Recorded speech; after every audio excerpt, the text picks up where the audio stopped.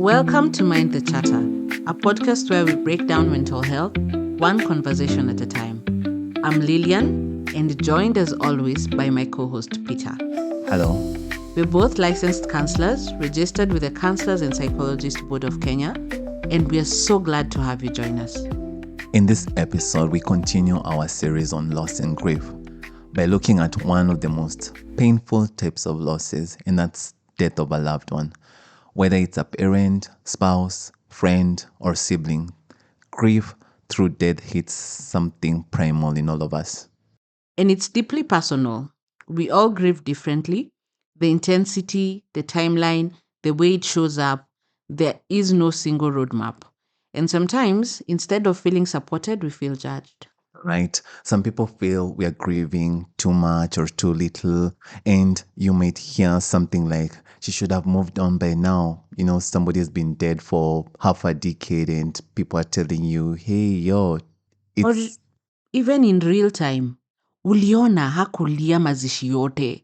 Yeah, so you being okay is also a problem. And the thing is, grief is not a performance. Yep, so probably we start with understanding the process. And we'd indicated in our previous episode that there are different models on grief, but we thought that Dr. William Orden's 4 tasks of mourning is the most applicable one for grieving a loved one. We like this model because it's flexible, human, and clinically solid. And you mentioned there are 4 tasks. The first one is accepting the reality of the loss.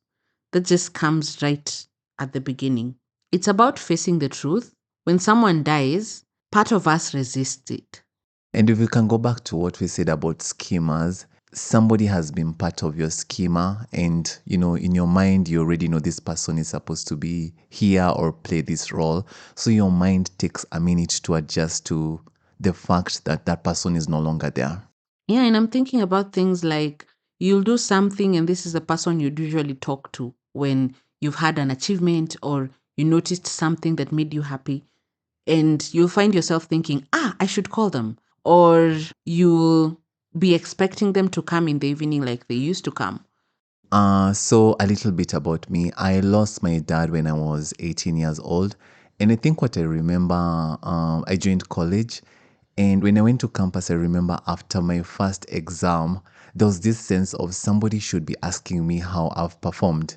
And he's not the one who asked for transcripts. Yeah, so he's the one who would normally do that. And I had this sense of, somebody should be asking me how I've performed.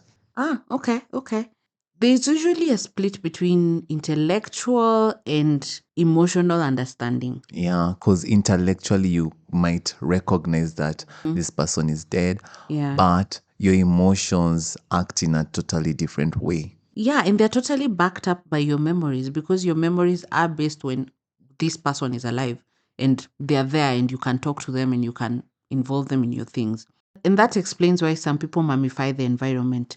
You don't want to touch anything that used to be theirs.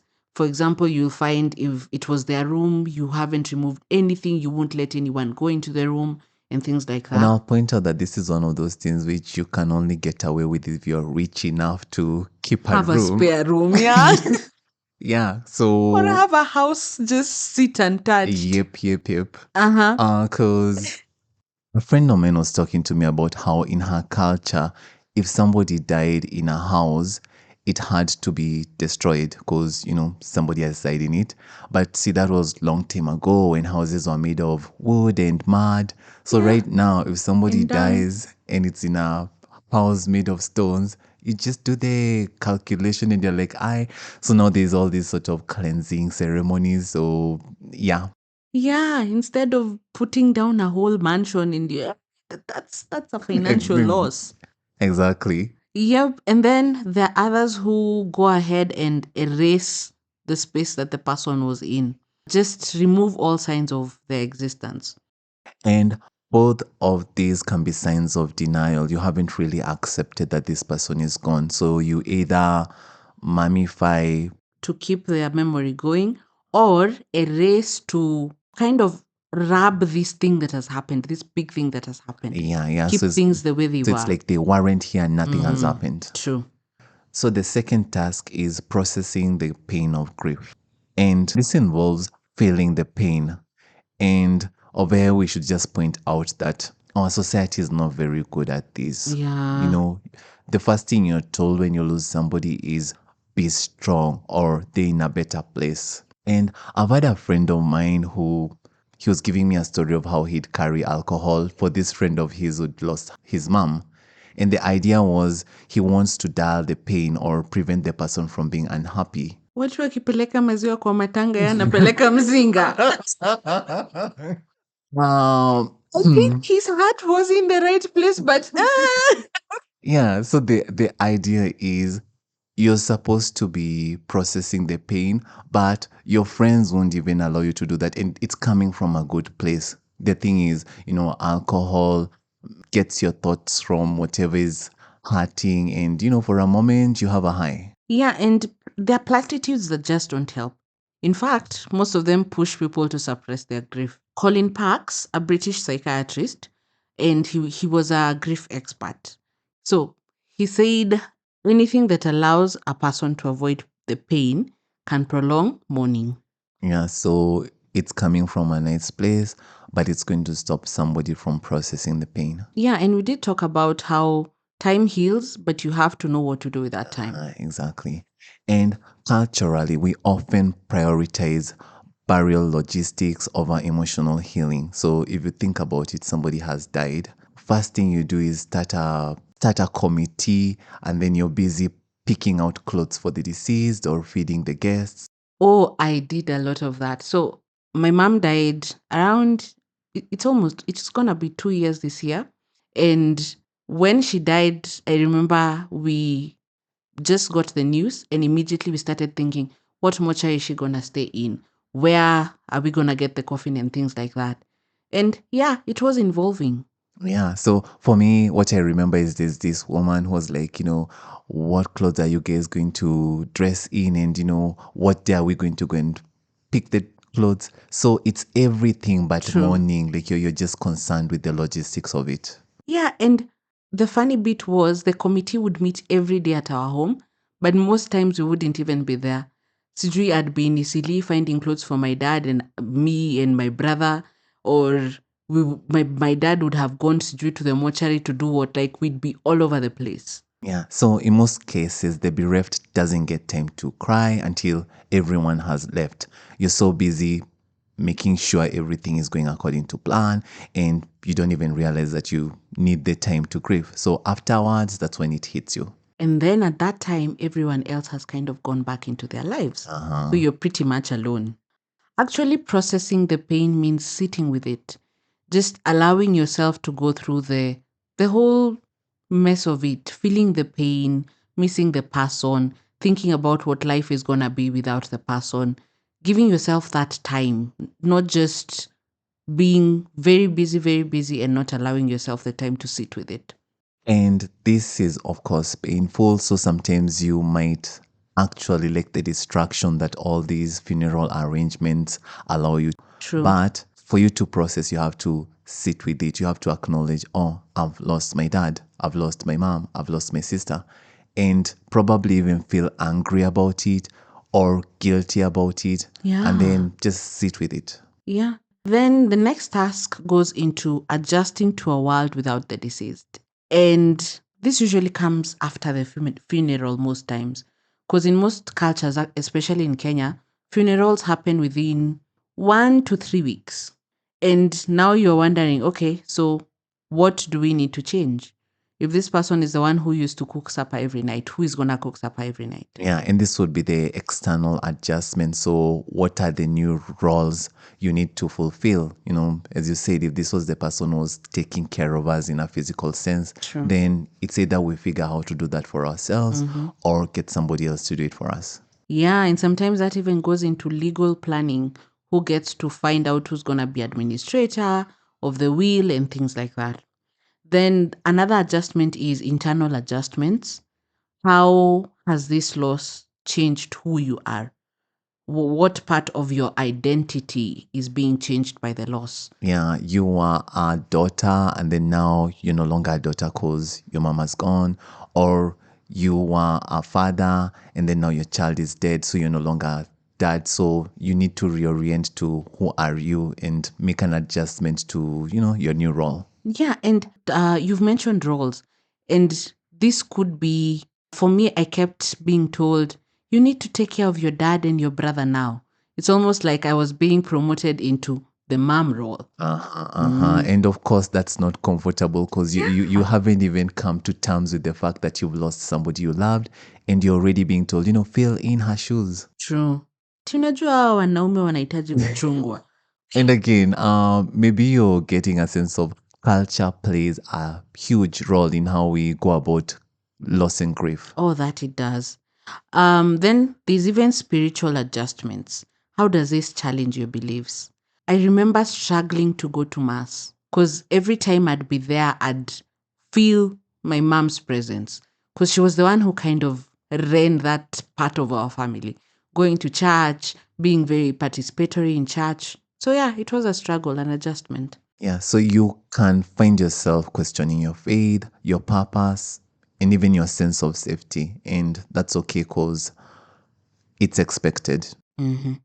Now, the fourth task comes into finding an enduring connection while moving forward. And the way I understand this is incorporating those memories, those parts of you that are so connected with the person that you've lost into your daily life. Yeah, and something that happens is after you lose somebody, we end up making these, huge declarations. So, for example, you've lost your spouse and you'll say something like, I'll never love again. So, finding an enduring connection and moving forward might mean you recognizing that, okay, I loved them, but I can also learn how to love somebody else and start a new family or something like that. Yep. The point here is you don't forget the person, you integrate their memory, you find ways to keep them with you psychologically. And see, what happens is most people feel like you're betraying the person by feeling happy or being, just having some sense of normalcy. Yeah, and that can be sad because just living your life stuck in that sadness can be very limiting. And I kept reminding myself that if my mom was here, she wouldn't want me to live a life of numbing myself, not feeling what is going on around me. Yeah. So for most people, it's I have to be sad because if I'm not sad, then probably it means I didn't love that person as much as I did. So it's kind of some sort of self-flagellation. Is that the word? Yeah, that's the word. Yeah, it is. I'm good. I'm good. I'm good. Oh, and these tasks aren't linear. We mentioned in the introductory episode that it's not like levels, you open one and then once you're finished with it, you go into the next one. It's very cyclical. Yeah, and you can revisit a task, or move forward and then backwards. So that doesn't mean that, you're failing to properly process your grief. Yeah, It's that's just how it just the works. process. We're going to talk about some other kind of grief, and this is anticipatory grief. And this one can be confusing because, by definition, anticipatory grief is the mourning that happens when one is expecting a loss. And often it's your loved one has a terminal illness, or they're declining cognitively, or even when you're expecting your relationship to end. This type of grief affects both the person who's facing the loss and those close to them. So if you think about it, if you have a terminally ill child, it's affecting them, but it's also affecting you because you're experiencing it going on. You're probably taking care of them, and you can see the decline. Yeah, and then what even adds to the confusion is you could be grieving what this person was while they're still there. Think about something like dementia. The person is losing their memory, they're losing even skills, and you remember them as they were. And at the same time, this person is there with you and you're having to take care of them. So it can be both exhausting and there's a lot of guilt involved. Yeah, and this is one of those complicated ones because you feel exhausted, and then at the same time, you're preparing for their death while hoping that it doesn't come. So sometimes as you're preparing for it, you're even wishing for it. This person is terminally ill. Probably they've lost. They can't communicate with you. So you're like, life would be better for you or them because they're in pain, and and then you find yourself feeling very guilty for even thinking it. How are you thinking about someone you love dying? Uh-huh. And often, when we talk about grief, anticipatory or not, we think of it in stages. The most well known are the Kubler-Ross stages, which involve denial, anger, bargaining, depression, and acceptance. And they're in pop culture. Okay, maybe pop psychology. Like they're repeated often. And what a lot of people don't realize is that these stages weren't originally meant to describe how others grieve a loss. They were meant to describe how the person who is dying is experiencing their loss. So they were based on the book On Death and Dying. And Kubler-Ross was working with terminally ill patients, and she was trying to describe how they emotionally process their own impending death. Yeah, exactly. If you or someone you care about is facing a terminal illness, you might relate. When you're given the news that this is what's happening, you have a couple of months or a couple of years to go, then the first reaction is no, this can't be happening. How is it happening? How have I missed this? Things like that will come to your mind. And then there'll be anger. I don't deserve this. Why am I sick? And things like that. Yeah, and then this anger is sometimes even directed at your loved ones. Yeah. So if you're dealing with your parent or your sibling who's terminally ill, they're constantly angry. Yeah. And you can imagine how it feels to slowly lose independence that you had. You are able to do things for yourself, suddenly you can't do them. Then the next one is bargaining. And most times it takes on a spiritual tone. My mom died of cancer. And when she got sick, when she was even getting into hospital, she kept talking about when we go back home, we're going to do this Thanksgiving mass. And yeah, that's some sense of bargaining. Then finally comes the crash to reality. I'm sick. I'm sick and there seems to be nothing I can do Yeah, about there's it. nothing I can do about Yeah. it, and And that turns into depression. Mhm. For my mom, I remember there's a time where I was so concerned. I literally called her sister, who doesn't even live in the same city as us. I called her and was like, hey, mom is in a really bad place. I need you to come and see if you can talk her out of it. Yeah, and I guess that's natural when you get to a point where you've sort of realized, oh my God, there's no getting out of this. Yeah, it's sad and depressing. Then for some, there's acceptance. The people who start talking about, I am ready to die. I am good now, and things like that. Yeah. So these stages can apply to bereavement too, but they're not universal or step by step. So grief doesn't follow a timeline, and especially in anticipatory grief, emotions can get jumbled up. You might circle between the stages or even skip some entirely. And the thing is, anticipatory grief doesn't replace grief after death. That becomes an entirely different process. Yeah, so just because you saw it coming doesn't mean that when it hits you, you've already braced yourself for it. Yeah, the finality of death hits you on another level entirely, even when you've been thinking might happen, might not happen. Yeah, so the point here is you can't pre-grieve your way out of pain. Yeah.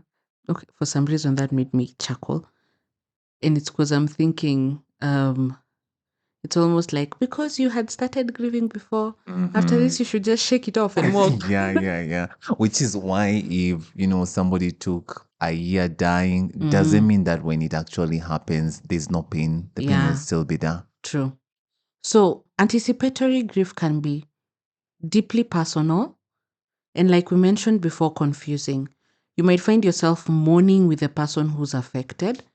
For example, you could be crying together or having really hard conversations, Like, what would you want to happen after you die? How do you want your funeral? And even sometimes it's things about the will. And there are people who even get a chance to say things you've never had a chance to say or you never thought you would ever say. So, yeah, you might even find yourself shutting down. And over here, I think I should add that if you have somebody like a loved one who has a terminal illness, then yeah, maybe take some time, think about the kind of conversations you'd want to have with them, the things you would want to, not leave unsaid. True. And then if you find the time, actually go and have such kind of a conversation, as opposed to when they're dead, you're just thinking, I didn't get a chance to say all this. Oh, but sometimes it's tricky because if you start these conversations, it might seem like you're saying goodbye. I remember someone telling me while my mom was sick, I was feeling really down, and I mentioned, at this point, I don't know what I'm praying for. I don't know if I'm praying for healing or I'm praying that she has a good death. And the person got really angry at me. They were telling me, no, you can't say things like that. You have to believe that God is going to come through and you're going to get healing. So you see, there's that risk of I might be preempting Okay, what's going to okay, happen. okay. Yeah, so I guess this is a hard kind of a situation because Mm, on one hand, there are things you probably want to say to somebody if you really, really think and believe that they're going yeah. or they're dying. Mm. By the way, that's the other thing. I like saying dying as opposed to Passing passed away, on. passed on, because I feel like Elevated to angelhood or something. because I feel like when you say those things, it takes away the gravity, this thing of death, and Yeah. we need to acknowledge it. It's a hard thing, and no need being euphemistic about it. So for me, even when I'm talking to my clients, yeah, I'll get you to say my mom died as opposed to I lost my mom. And yeah, it's therapeutic in most cases when a person is able to voice it. Yeah. So the key is to acknowledge what is going on, even if it's not with a person who is dying or you feel like is dying, acknowledging it with people around you. Then name what you're feeling and let it be part of the journey. Because grief isn't just about death, it's about love and how deeply it's engraved. Emma, what do roots do? I don't know. How deeply they're Submerged. that feels very watery. Okay, anyway. Entrenched. Yes, that's a better one. Okay. Yeah. So how deeply it's entrenched in us. And sometimes love starts mourning even before the end arrives. And then there are deaths that we don't talk about or we are not allowed to talk about or grief. And this is what we would categorize as stigmatized deaths. And you can think of it as things like suicide, overdose, HIV related illnesses. These types of losses often come with an added layer of shame, silence, or social judgment.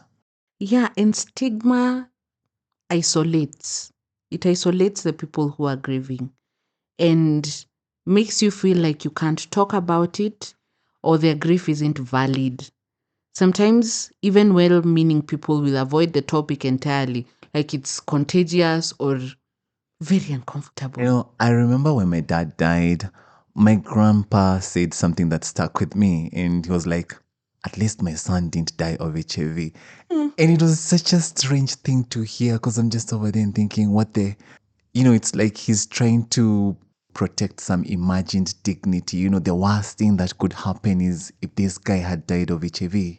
Yeah, and you're there thinking he's dead. Does it make a difference? Yeah, and this kind of comment shows how deeply embedded some these stigmas can be because it shifts the focus from grief to judgment.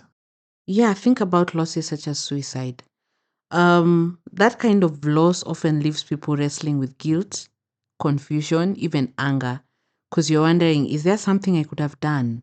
How did I not notice that this person was that badly off? And you feel pressured to keep the cause of death a secret.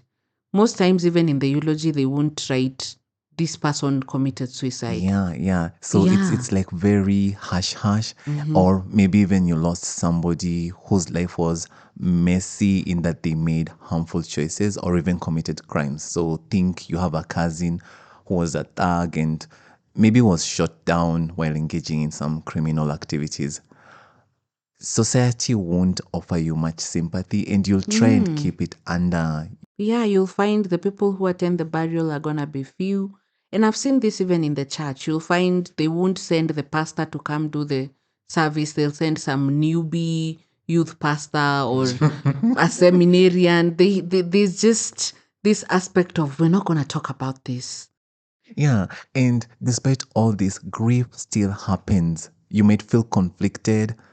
Sadness, anger, shame, love, all of them get tangled up, and it's okay to mourn someone's death while also holding the truth of what they did. So those two things can coexist. I can know that my father was a thug. By the way, my father wasn't a thug. This is just an example. Yeah. But you still loved him. He was your father. He was in Yeah, your life. yeah. So you can know somebody did these things which are socially sanctioned against, but you still loved them. They were still somebody important to you, so you can grieve them. And yeah, but society sometimes doesn't allow you to do that. Or somebody died of HIV, and nobody acknowledged it. It's some Yeah. unknown illness. In the eulogy, they died of pneumonia. Yeah, Grief doesn't require someone to have been perfect. It reflects that they mattered to you. So if you're carrying a loss and it feels unspeakable, know this.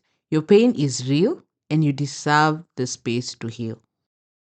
one of the most common question we get is, what do I say to someone who's grieving? And I think I've also when I was starting my course in psychology, I remember there's a friend of mine who lost a child, and I remember approaching one of my lecturers and going like, what do I tell them? So it's a very, very common question. Yeah, because being in the presence of grief can get you dumbfounded.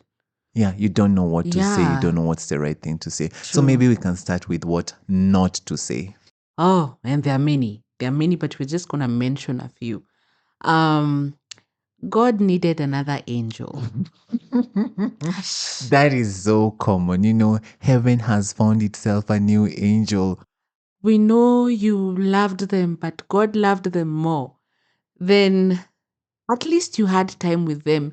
There are people who lost their parents when they were very small children. Yeah, and again, the point is whoever is saying these thinks they're being helpful. They think they're No, consoling you by sadly, telling you, hey, yo, you got 30 years. There's somebody who gets two. You should be be happy. grateful. Uh-huh. And at that time, there's nothing grateful that is passing in your consciousness. Then everything happens for a reason.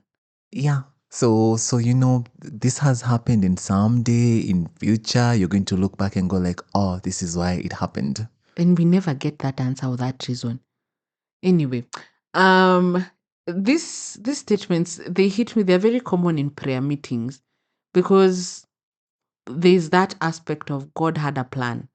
God had seen this day, and this is just an actualization of that plan. Yeah, and sometimes it's just the fact that you are praying for this person to be healed and they died. So the idea is, they're in heaven now. And these statements attempt to bypass grief and they can feel very invalidating.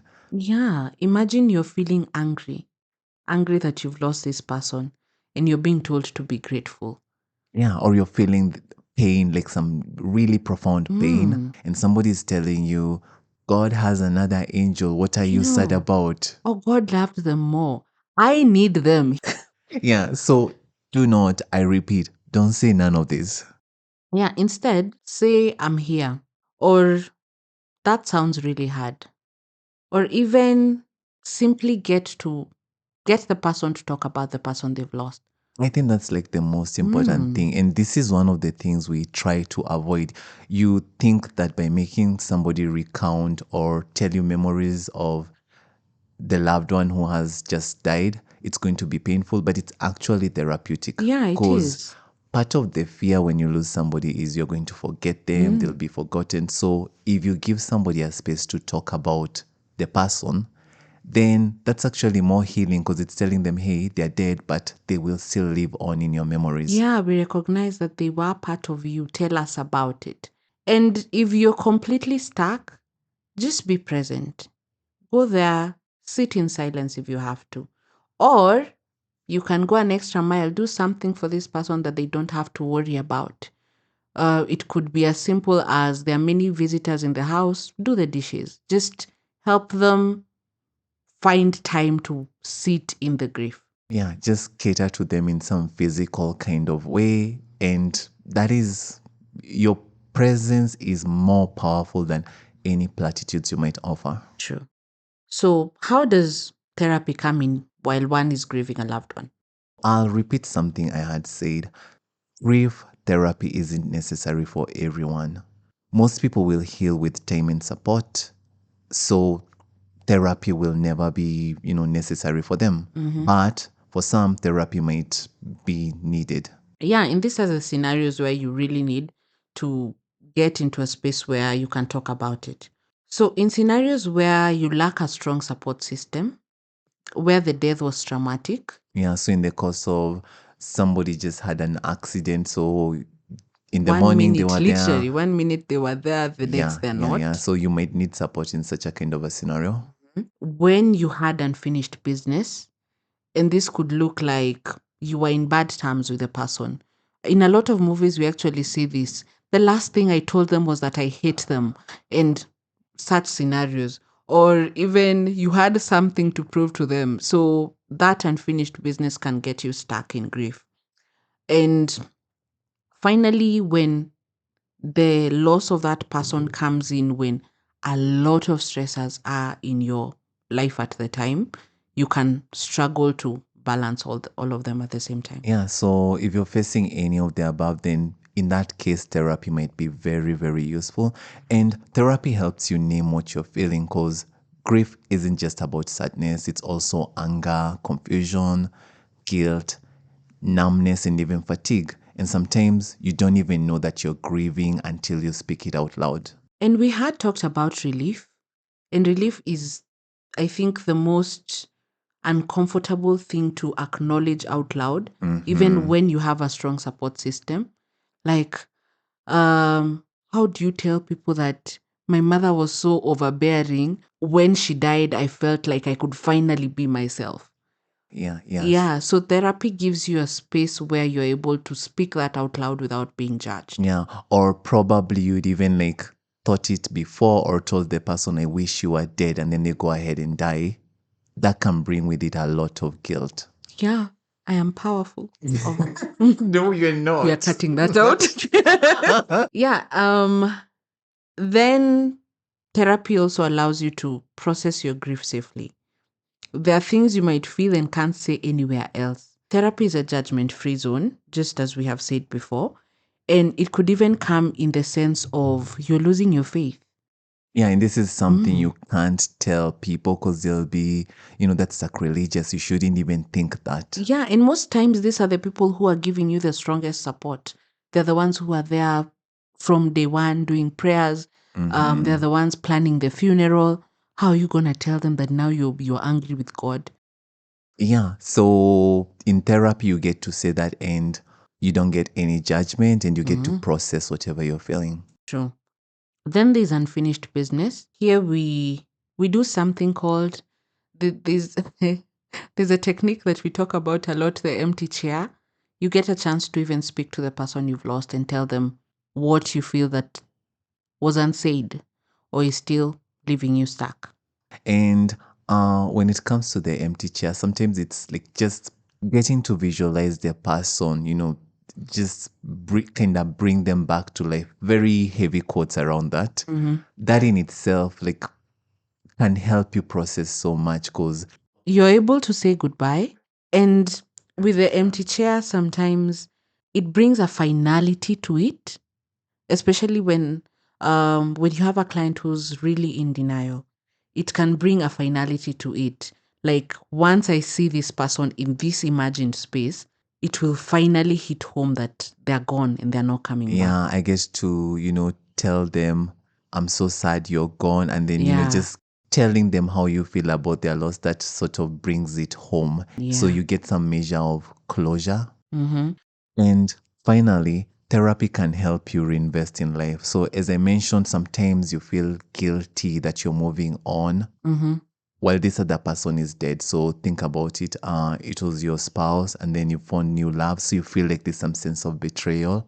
Yeah. Therapy can help you, on top of closure, get some relief from that. I've had instances where you get the person to talk about the fact that they're falling in love with someone new, or they're considering a relationship, or even, I will never love again because you're gone. And even as they talk about it, they get to envision the other person respond to them. And most times there's that relief of, I want you happy. I would like you to continue with your life. And that gives them a better chance at reinvesting. Now that we've spoken about how therapy comes in, then let's go into what can you do to grieve better? Yeah, and it's about how you live through grief, not getting over it. Yeah, it's not a hurdle you need to jump over. So the first thing is to find your people, whether it's family, friends, a support group, or even a therapist. You need safe witnesses, people who won't rush your pain, people who will just let you take it one day at a time. For me, it was amazing. It was amazing that I had friends I could call at any time. Anytime when I felt overwhelmed, and sometimes it would be right in the middle of a street. Anytime I felt overwhelmed, I had someone I could call and they would listen and they would talk to me through the whole episode, I'd call it. Yeah, so I can't overemphasize the importance of social support when you're going through loss and grief. Yeah. The other one is pacing yourself. There's some days where you're functional and some days you aren't. And that's normal. Ask yourself, what can I manage to do today? And do just that. And then stay with your emotions, you don't judge them. So grief can include emotions like joy, rage, and even numbness. So just whatever comes, let it and go with the emotion. Yeah. Oh, but here I think we need to point out, if it becomes overwhelming, reach out. Again, social support, that's like one of the most important things. And finally, there's creating rituals. Here it could be something as simple as, the person I lost loved doing this, or they loved going for walks. So every day I'm gonna try and go for a short walk. Okay, every day is a little bit much. So maybe every month. Yeah, yeah. And I've had people talking about doing a journal writing where they have a conversation with a person, or the person they lost is the one who used to do meals for them. And so while they do meals, they're thinking of the person. And what you're doing over here is back to the whole concept of schemas. You're remapping your brain. So this person is no longer playing the role they were playing, but they're playing another. You're integrating them into this. New reality. Exactly. So you don't lose them. They just become, they play a different role in your life. Yeah. And finally, allow yourself to reconnect with the world. Find new love. There's a model, and I can't remember what model it is. It talks about, find a way to reinvest the energy that you had placed on this person onto another thing in your life. When the time comes, allow that connection to come in. And that doesn't erase the person you lost. It just honors them by living more fully. Yeah. But that makes me wonder, what if this person didn't want you to live fully? Then fuck them. So let's go into the wrap up. Thanks for joining us on Mind the Chatter. Today we tackled something deep, painful, and universal. Grief touches all of us, but we don't have to navigate it alone. As we'd indicated, this will be a series of 3, so in our next episode, we will be tackling loss of love. Whether you're grieving now or supporting someone who is, we hope this episode offered insight, comfort, and maybe just a little permission to feel exactly what you feel. No fixes, no timelines. You'll find some helpful resources in the episode description, and if this resonated with you, or made you think of someone carrying their own grief, share it with them, or don't. Grief doesn't come with homework here. If you have feedback for us, a topic you'd like us to cover, or you just want to say hi, you can reach us on mindthechatterpod@gmail.com. The contact info is in the show notes. And if you'd like to book a session with either of us, you can reach us through the same email. That's it for today. Toodles. See you on the next one.